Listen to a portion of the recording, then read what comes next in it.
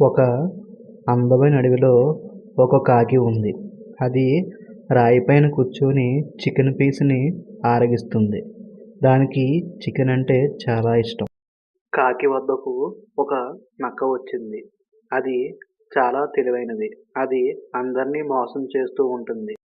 ఆ నక్క కాకితో ఈ విధంగా చెప్పింది. కాకి గారు, మీ స్నేహితుడు కృష్ణ మిమ్మల్ని రమ్మంటున్నాడు. త్వరగా వెళ్ళండి మరి. కాకి నక్క చెప్పిన మాటలను విని ఆశ్చర్యపోయింది. అవునా, నా స్నేహితుడు నన్ను రమ్మంటున్నాడా అని ఆశ్చర్యపోయింది. సరే అయితే నువ్వు నా చికెన్ ముక్కని నేను వచ్చేంత వరకు జాగ్రత్తగా చూసుకో. కాకి అక్కడి నుంచి ఎగిరిపోయింది. తనలో తాను ఎలా అనుకుంటుంది, నా స్నేహితుడు నన్ను ఎందుకు రమ్మని ఉంటాడు అని అనుకుంటూ స్పీడ్గా ఎగిరిపోయింది. ఆ నక్క ఇలా అనుకుంటూ, ఆహా, ఏమి నా భాగ్యం, నేను కష్టపడకుండానే నాకు ఆహారం దొరికింది అని అనుకుంటూ ఆ చికెన్ పీస్ని మొత్తం తినేసింది. నక్క మాంసం ముక్కని తినడం పూర్తయిన వెంటనే ఆ ప్రదేశం నుంచి చాలా దూరంగా పారిపోయింది. ఇది ఇలా ఉండగా కాకి తన మిత్రుని వద్దకి చేరుకుంది. మిత్రమా, నువ్వు నన్ను రమ్మన్నావంట. నాకు ఒక నక్క వచ్చి చెప్పింది నువ్వు రమ్మన్నావని. ఎందుకు పిలిచావు? చెప్పు త్వరగా, మ్యాటర్ ఏంటి? అని కాకి తన మిత్రుడైన కృష్ణని ప్రశ్నించింది.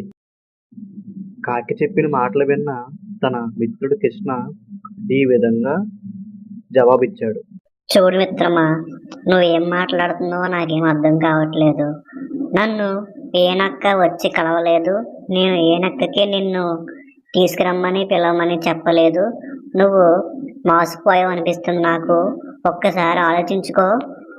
తన మిత్రుడు కృష్ణ చెప్పిన మాటలు విన్న కాకి ఏం జవాబు చెప్పకుండా అక్కడి నుంచి వెళ్ళిపోయింది. అయ్యో, నేను ఎంత తెలివి తక్కువవాడిని.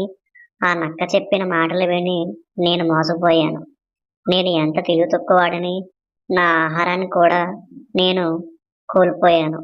అలా అనుకుంటూ కాకి చాలా బాధపడింది పాపం. ఆగండి, వెళ్ళిపోకండి. మా కథలో నీతి వినండి. తెలియని వారి మాటలను నమ్మకూడదు. మా ఈ కథ మీకు నచ్చినట్లయితే మా ఛానల్ని సబ్స్క్రైబ్ చేయండి. మా వీడియోస్ని లైక్ చేయండి, షేర్ చేయండి. మీ యొక్క అభిప్రాయాన్ని కామెంట్స్లో తెలియజేయండి. మళ్ళీ మరొక మంచి కథతో మేము ముందుకు వస్తా. మీరు మాత్రం మా ఛానల్ని సబ్స్క్రైబ్ చేసుకోవడం మాత్రం మర్చిపోకండి.